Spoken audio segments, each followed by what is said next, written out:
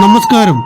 ഇന്ന് നാട്ടിലെ താരങ്ങളിൽ വരുന്നത് തൃശൂർ ജില്ലയിലെ ഏങ്ങണ്ടിയൂർ ഗ്രാമത്തിലുള്ള ഒരു അച്ഛനും മകനുമാണ്. പുല്ലാങ്കുഴലിൽ നാദവിസ്മയം തീർക്കുന്ന ഈ കലാകാരന്മാരെ നാട്ടിലെ താരങ്ങൾ എന്ന പ്രോഗ്രാമിലേക്ക് വളരെ സ്നേഹത്തോടെ സ്വാഗതം ചെയ്യാം.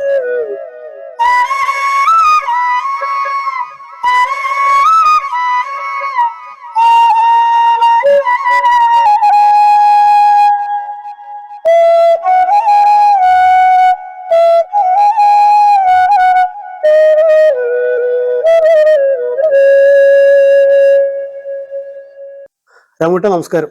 നമസ്കാരം. നമ്മുടെ ഈ നാട്ടിലെ താരങ്ങൾ എന്ന പ്രോഗ്രാമില് കലാകാരന്മാരൊക്കെ കൊണ്ടുവരുന്ന ഒരു ചാനലാണ്.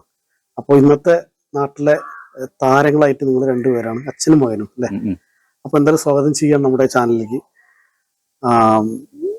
ഇപ്പോൾ ഈ ഫ്ലൂട്ട് മാത്രമുള്ള, അതോ സംഗീതപരമായിട്ട് വേറെ പാട്ട് പാടങ്ങൾ എന്തെങ്കിലും ഉണ്ടോ, അതോ ഫ്ലൂട്ട് മാത്രമായിട്ട് കൊണ്ടുപോകുകയാണ് ചെയ്യണത്? പാട്ടാണ് ശരിക്കും നമ്മുടെ പ്രൊഫഷൻ. പാട്ടാണ്, പാട്ട് പാടലാണ്. അതിന്റെ ഇടയിൽ കൂടെ ഫ്ലൂട്ടും അത്യാവശ്യം വായിക്കും. ശാസ്ത്രീയമായിട്ട് പഠിച്ചിട്ടുണ്ട്? ശാസ്ത്രീയമായിട്ട് ഞാൻ വളരെ കുറച്ചേ പഠിച്ചിട്ടുള്ളൂ. ഇത് ഇത്രയും ഇതിനോട് ഇൻട്രസ്റ്റ്, ഇപ്പൊ പാട്ടാണ് പാടിയിരുന്നത് ഞങ്ങളോട് പറഞ്ഞത്. പക്ഷെ ഈ ഫ്ലൂട്ട് ഒരുപാട് ഫ്ലൂട്ടും ഉണ്ട്. അപ്പൊ എന്താ ഇതിനോട് പെട്ടെന്ന് ഇഷ്ടം തോന്നാനുള്ള കാരണം? ചെറുപ്പം മുതൽ എനിക്ക് ഫ്ലൂട്ടിനോട് ഭയങ്കര ഇഷ്ടമായിരുന്നു.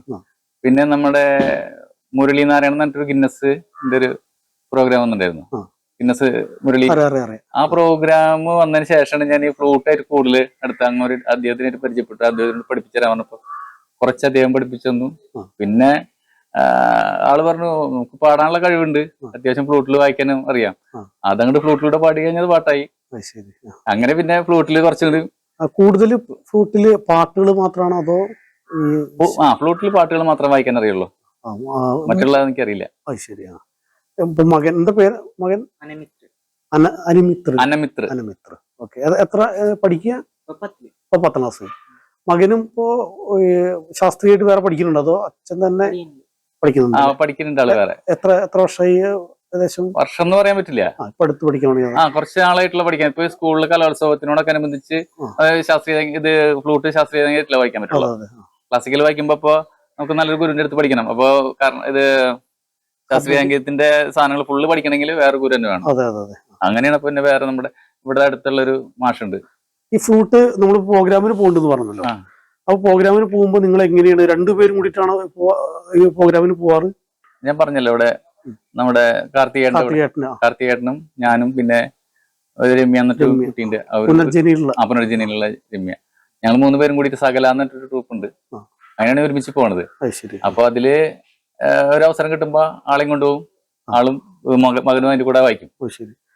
എന്തായാലും മകന്റെ ഒരു പെർഫോമൻസ് ഒന്ന് കാണാം നമുക്ക് അല്ലേ? അടിപൊളിയായിക്കോട്ടെ.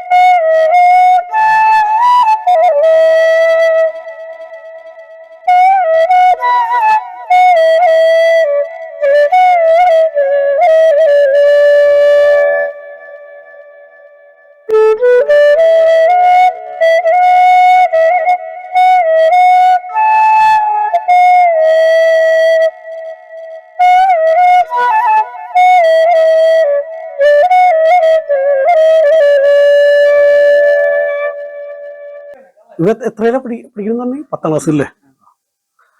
നന്നായി വായിക്കുന്നുണ്ട് കേട്ടോ. നല്ല പാട്ടുകൾ കൂടുതലല്ലേ? കീർത്തനങ്ങൾക്ക് പാടാറില്ല? കീർത്തനത്തിന് വേണ്ടിയിട്ട് പഠിച്ചിട്ടുണ്ടല്ലേ? ശരി. സ്കൂൾ തലത്തിലൊക്കെ എങ്ങനെ നന്നായിട്ട് ഫസ്റ്റ് കിട്ടിയിട്ടുണ്ടോ? ഒരു പ്രാവശ്യം കഴിഞ്ഞെല്ലാം ജില്ലയിൽ തേർഡ് കിട്ടി. ജില്ലയിൽ തേർഡ് കഴിഞ്ഞെല്ലാം പോയില്ല. അതെ, സ്കൂളിലൊക്കെ പോണട്ടോ, നല്ല കലോത്സവത്തിനൊക്കെ പങ്കെടുക്കണം. മാത്രമല്ല ഈ പാട്ടുകൾ മാത്രം ഒതുങ്ങാതെ ശാസ്ത്രീയമായിട്ടല്ലേ കുറച്ച് അങ്ങനെ നല്ലതാണത്. പറഞ്ഞ പോലെ നല്ലൊരു ഗുരുവിന്റെ കീഴിലൊക്കെ പഠിക്കുകയാണെങ്കിൽ ഒന്നുകൂടി. പിന്നെ ചോദിക്കാൻ വേണ്ടി പറഞ്ഞു, ആരൊക്കെ വീട്ടിലാരൊക്കെ ഉണ്ട്? വീട്ടില് ഭാര്യയും 2 കുട്ടികള്.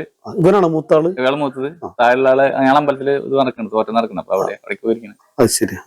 പിന്നെ അമ്മയുണ്ട്. അമ്മയുണ്ടല്ലേ. ഇപ്പോ ഇത് കൂടാതെ ജോലി മരപ്പണിയാണ്. മരപ്പണി, ഡിസൈൻ വർക്ക്, ഇന്റീരിയർ ഡിസൈൻ. അതെ, അത് ശരി. അതിന്റെ കൂടെ ഇതൊക്കെ പോകൂല്ലേ? ഈ സീസൺ ആയി കഴിഞ്ഞാൽ പ്രോഗ്രാംസിന് പോകൂലേ? പ്രോഗ്രാമൊക്കെ വൈകിട്ടൊക്കെ വരുള്ളൂ. അത് ശരി. നമുക്ക് ഒരു പാട്ടും കൂടി പാടിയിട്ട് പിക്കപ്പ് ചെയ്യാം. ആയിക്കോട്ടെ, നല്ലൊരു പാട്ടായിക്കോട്ടെ.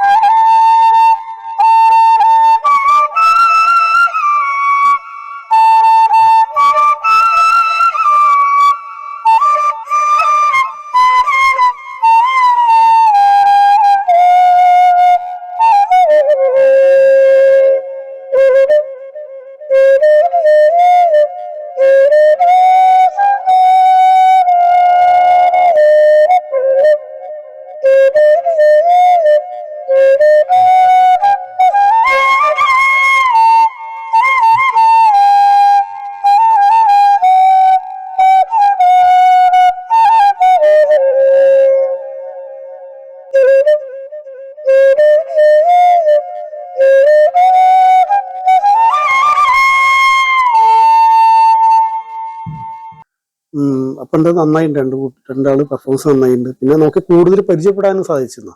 അങ്ങനെയാണ് ഓരോ കലാകാരന്മാരെ നമ്മൾ തേടിയുള്ള യാത്രയിൽ ഓരോരുത്തരെ പരിചയപ്പെടുമ്പോൾ തന്നെ സന്തോഷം. പലതരം കലാകാരന്മാരെ നമ്മൾ പരിചയപ്പെട്ടുകൊണ്ടിരിക്കുക. അപ്പൊ എന്തായാലും സന്തോഷം ഇന്നത്തെ എപ്പിസോഡ് വന്നതിലൊക്കെ രണ്ടുപേർക്കും നന്ദി, നമസ്കാരം.